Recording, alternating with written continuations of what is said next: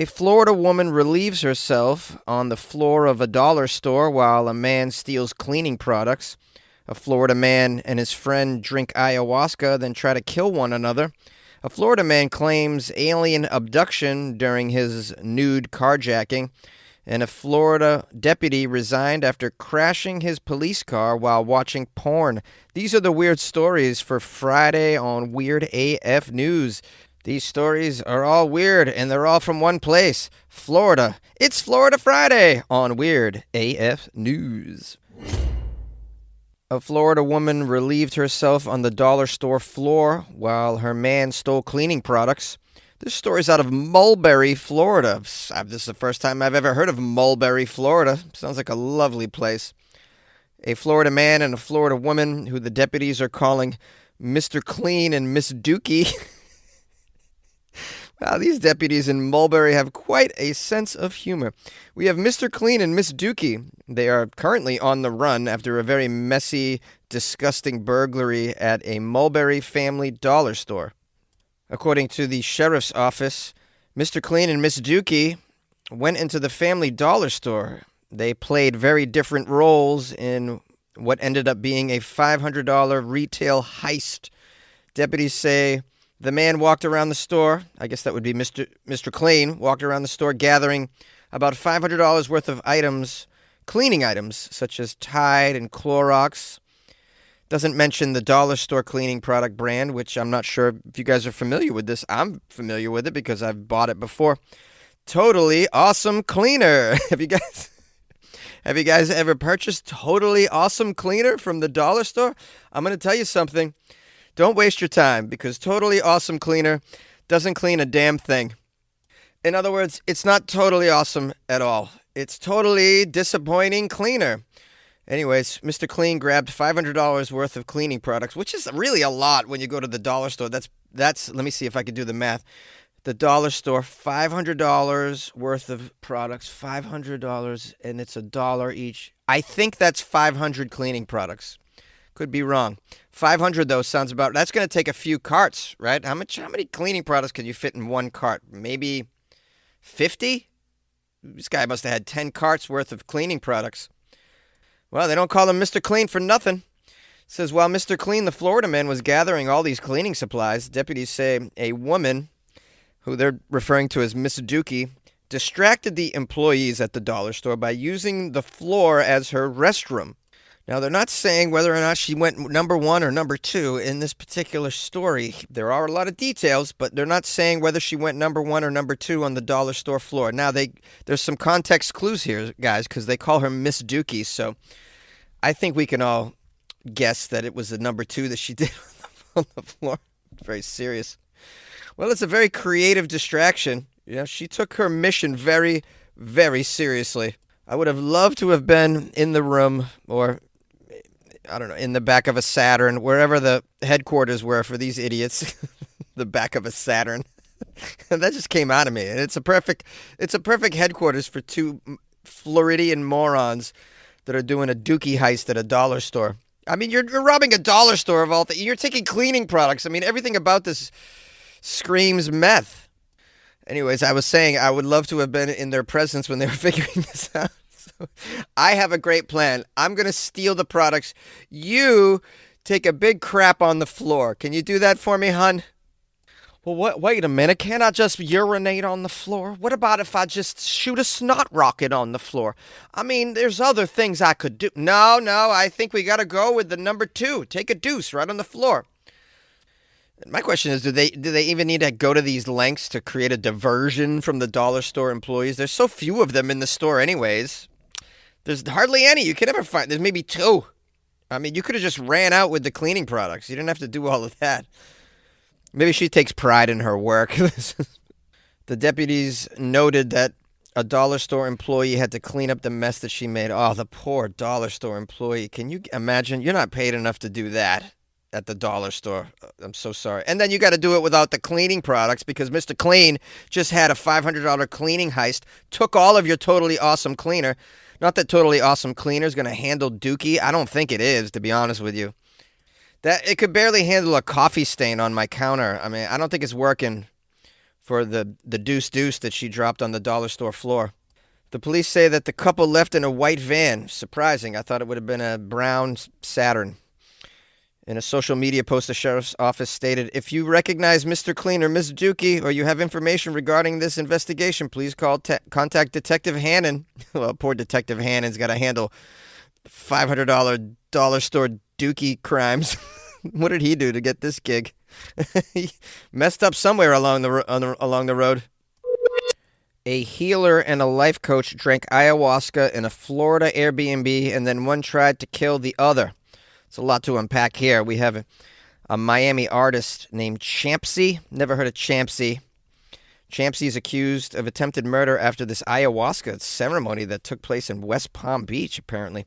They got closed-circuit TV footage showing a man covered in blood pounding on a stranger's door, begging for help. A second man, also covered in blood, appeared behind him and dragged him out of the camera's view, ignoring his screams of, "No, no, no!" All right, let's get some more details about this healer and life coach trying to kill each other after drinking ayahuasca. Did you ever notice that Florida man has the strangest superpowers? Okay, the investigators say we have Stefan Leon, 32-year-old Florida man artist and life coach who teaches meditation, breathwork, and emotional intelligence. Emotional intelligence? Okay. This guy, Stefan, stabbed the 68-year-old spiritual healer Julio Rivera 5 times with a chef's kitchen knife during a 3-day stay in an Airbnb in Boynton Beach. Well, it sounds like they had a very spiritual getaway. The police arrived to find Rivera struggling to restrain Leon in a yard near that Airbnb that they rented, both men covered entirely with each other's fresh blood. Leon redirected his assault from Rivera to the police and insisted he was, quote, a demon, God himself, and Hitler. So, the trifecta. The officers had to tase him, and they handcuffed him before bringing both men to the medical center. They booked Leon into the county jail on charges of attempted murder soon afterward. In the court records, Leon's reported attack was blamed on ayahuasca, the vision-inducing brew that he and Rivera traveled to Boynton Beach in order to drink. Are you guys familiar with this ayahuasca? It's a very strong, I guess you would call hallucinogen, and it's from the Amazon. I went down to the Amazon to do ayahuasca at an ayahuasca retreat for 10 days, so I can speak about ayahuasca from some firsthand experience, and I'm going to tell you, the yearning to murder each other, this is not a typical side effect of ayahuasca. I'm going to guess their ayahuasca, because it's in Florida, was laced with bath salts or something else, because ayahuasca just makes you kind of, you really don't have the energy to be murdering. You just kind of melt into the floor as you just experience waves and waves of godlike images and feelings sweeping over you. All right, it says, while it's illegal in the U.S., ayahuasca has been used in the Amazon for centuries to treat physical and spiritual maladies. Leon wrote about his experience with this sacred medicine on one of his blogs prior to the incident, his emotional support blog, Emotional Healer. He reported a deep sense of love, compassion, and fervor for everything living. That's how he felt after drinking it. He said, ayahuasca gave me a way forward out of despair and into a hopeful future.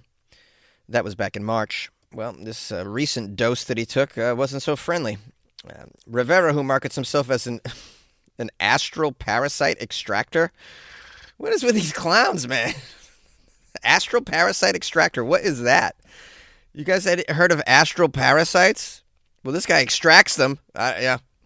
In case you have some astral parasites. What are the signs that I would have an astral parasite? Let me Google. We could all learn from this. All right, I found a definition. An astral parasite is a very broad term for a range of energetic entities, but accurately describes how these energies function and the role in which they play. As perceived in shamanic belief systems, astral parasites are entities that feed on the vitality of individuals, causing energetic imbalances and spiritual disharmony. They're much like physical parasites, which latch onto the physical body and drain it. Astral parasites, they latch onto your energetic bodies, draining you of your life force and enhancing existing vulnerabilities. Here are some common symptoms of astral parasites. This is if you might have an astral parasite if you suffer from spikes in anxiety and depression. Oh, I experienced that, especially this week with all the fires and my car being totaled. Low energy, sluggishness, fatigue. Oh, yeah, all the time. That's why I'm addicted to caffeine. Apathy. Yeah, I get that too because I cover a Weird Day of News podcast. Greater shaming of dark thoughts and visions. Painful, unsettling images when trying to sleep. Invasive body sensations such as stabbing and clenching. How do you come in contact with astral parasites? Oh my goodness, this is a whole book on this stuff, man. Oh, this guy's an astral parasite extractor. I wonder how he gets the astral parasite out of you. Just cast a spell and then it pierces through your chest and comes out like that movie The Thing. That's probably what happens, right? Anyways, back to this guy Rivera, who's the astral parasite extractor that did the ayahuasca. It says he met Leon at a South Florida church that incorporates ayahuasca into their ceremonies legally through a religious exemption. There are some churches that do that. Most famously, what is it, the Santa Daime Church in New Mexico. This guy Rivera says he hired Leon to help him rid of the thing that plagued him. Wait a minute, I thought Rivera was the astral parasite extractor. Why didn't you just extract your demons yourself? You had to hire Leon? Some call it a demon, Rivera said. Others a parasite. Rivera told the police that on the third and final day of their ayahuasca trip, as Leon was coming out of a hallucinogenic state, the demon spoke through Leon in a voice unlike Leon's. It said it, quote, lost the battle. The demon acknowledged its defeat, and that's how it all started. Leon, who Rivera believes was no longer in control of his body, believed that the demon was controlling him, proceeded to swallow a bottle cap, blocking his airway. Rivera said he lunged at Leon, held him down, and removed the bottle cap with his fingers, at which point Leon grabbed a knife and stabbed Rivera in the head, hands, shoulders, and chest. According to Rivera, Leon was screaming, "I'm going to kill you, mother effer," as he chased Rivera out of the Airbnb. "You're going to die forever," he was screaming. All right, there's some other details about how they're going to process all of this. I think we can ignore that. I'm just going to tell you what I think went down. I believe because a lot of the ayahuasca that's smuggled into this country, they bring bottles in. They don't make it here. They bring bottles from South America, from places like Brazil, Peru, and then they sell doses of the bottle. Like you buy a weekend retreat and then somebody gives you doses, and what they often do will dilute it so that they can give out more doses, thus weakening the ayahuasca, or they'll add something else to it. And I think that they added something to it that was, I don't know, probably an amphetamine or something. This is what you get. It turns into like that hotel scene in the movie Fear and Loathing in Las Vegas. You guys remember that scene with the guy's in the bathtub and he tells Johnny Depp's character that he wants the radio thrown in the tub? "You want me to throw this radio in the tub when White Rabbit peaks?" A Florida man claims an alien abduction during a nude carjacking. West Palm Beach. Deputies say West Palm Beach, Florida man was arrested naked after carving initials into a car and turning the knife on the owner of the car in an attempted carjacking. This guy's prepared. You know, when you're carjacking someone, you get your weapon, but you also need to take all your clothes off because carjacking in the nude is best. Sometimes you don't even have to wave the weapon. You can just wave your junk at them and they'll run away. Now you have the car. The car is yours. The Palm Beach County Sheriff's Office say they responded to a call for a man later identified as Jean Rene Matias, age 34, Florida man, damaging a car, attempting to steal the vehicle outside a home. Deputies say this occurred at 5 in the afternoon. Yes, it's good to know that insane crimes in Florida are not time dependent. They can happen at 2 a.m., they can happen at 5 p.m., they can happen during breakfast. Witnesses saw Jean-René Matias use a large knife to carve his initials and some symbols and pictures into the exterior of the car. The owner of the vehicle told the police that when he came out, Matias turned the knife on him, demanded the keys to the vehicle. When the victim backed away from Matias, he reportedly moved towards him, prompting the victim to run into his home and lock the door. After the victim retreated to his home, Matias continued to damage the car, drawing on it, puncturing the tires. I want to see a picture of this car. They don't provide the picture. I want to know what the symbols are. Maybe this guy has one of those astral parasites inside him. Nah, it's probably just meth. It ain't that deep, Jonesy. Okay, in addition to writing symbols on the car, Matthias punctured the tires. Well, how you going to carjack someone when the tires are punctured? This guy's not thinking clearly. When the deputies arrived at the scene, the Florida man, Matthias, was completely naked in the driveway of the home, just hanging around, waiting for the title. You going to bring out the title, bro? I'm waiting. The affidavit stated that Matthias told deputies he wanted to die because he was, quote, abducted by aliens. It sounds like Matthias got a hold of some of this tainted ayahuasca, and he had the parasites, the astral parasites, just crawling through his body. The owner of the car and witnesses say they know Matthias and have never seen him act this way. You mean you'd never seen him naked, saying that he was abducted by aliens? The abducted by aliens excuse isn't working in this, because if you're abducted by aliens, you don't need a car. You don't need a terrestrial vehicle at this point. You're just going to go off in the saucer or whatever they're flying. You wouldn't even bother with the vehicles down here. Would you think like a Ford Focus is better than an alien saucer? Hell no. The NFL playoffs are better with FanDuel because right now new customers can bet $5 and get $200 in bonus bets. Guaranteed. That's $200 in bonus bets, win or lose. FanDuel, an official sportsbook partner of the NFL. 21 plus and present in select states. First online real money wager only. $5 first deposit required. Bonus issued as non-withdrawable bonus bets which expire 7 days after receipt. Restrictions apply. See terms at sportsbook.fanduel.com. Gambling problem? Call 1-800-GAMBLER. A Florida deputy crashes his patrol car while watching porn. This story's out of Sorrento, Florida. A Lake County Sheriff's Office deputy resigned from his position after slamming into a stopped vehicle while watching pornography on his phone. I thought pornography was banned in Florida. What's going on here? You're not allowed to watch the porn. So many transgressions in this story. Okay, so we have a police officer crashing the car while looking at porn. If you weren't done with humanity already, guys, get in line. I'm done with it. I'm just going to smoke my J on my porch and enjoy the show for the rest of these days. We got here a Deputy Tristan McComber, who was heading southbound on County Road 435. You know the place. We've all been there. Never watched porn on that road. Never thought to do so. This was when the crash occurred. They don't say what time. The other driver was reportedly stopped ahead for a school bus with flashing lights. Oh, this all happened in front of children on a school bus. Oh, awesome.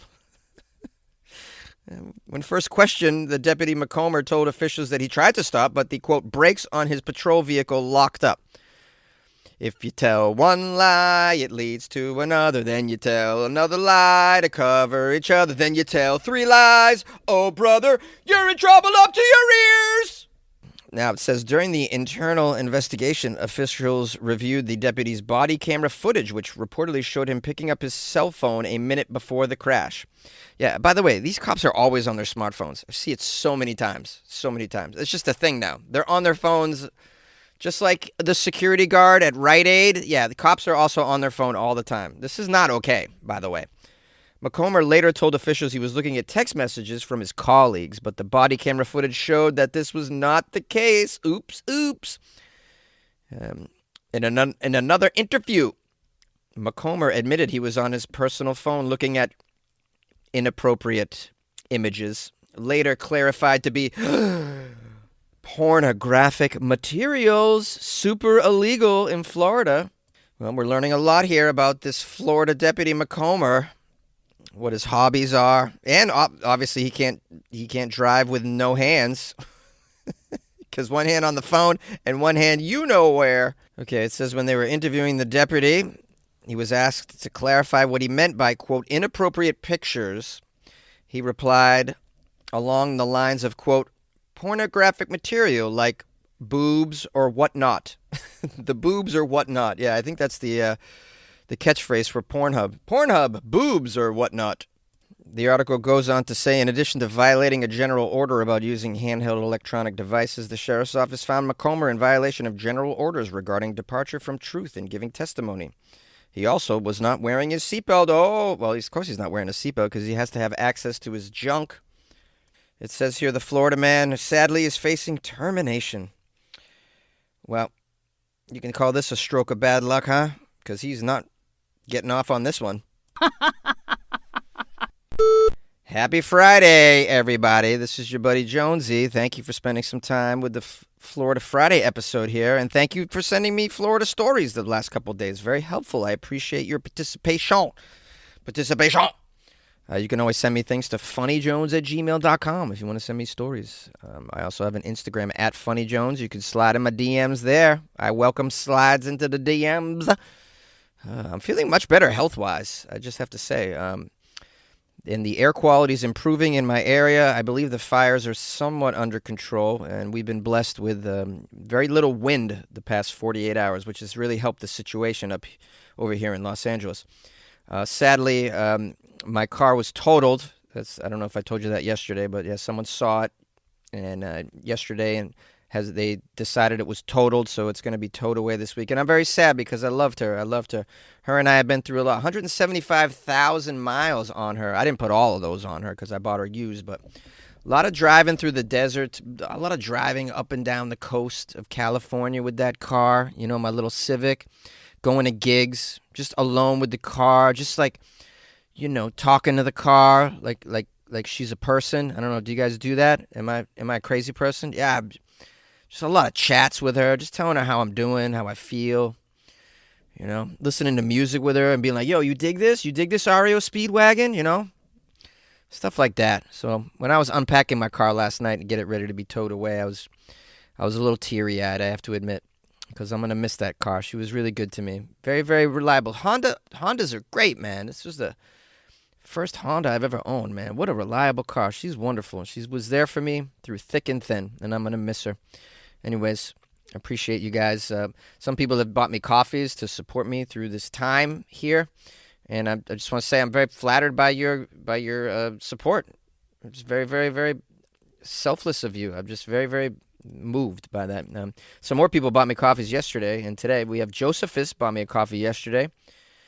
Josephus, I assume, is my Roman warrior listener. So, Josephus, are you not entertained? Josephus? And he put a link in there. You can also put a link when you buy me a coffee. And he wrote, here's a story for your consideration, Jonesy. Good luck with your life, man. Very, very sweet of Josephus.